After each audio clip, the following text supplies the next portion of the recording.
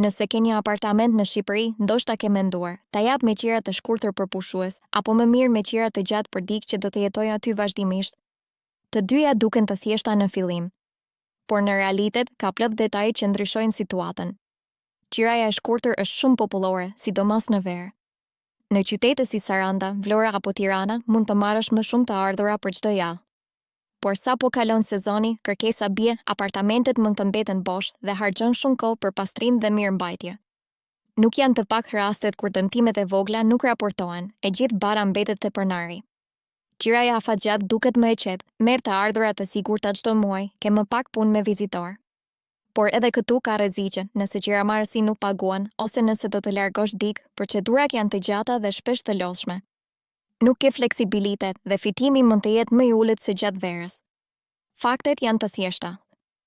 Qiraja e shkurtër sjell më shumë të ardhura kur ka turist, por është lodhje dhe nuk është gjithmonë e qëndrueshme.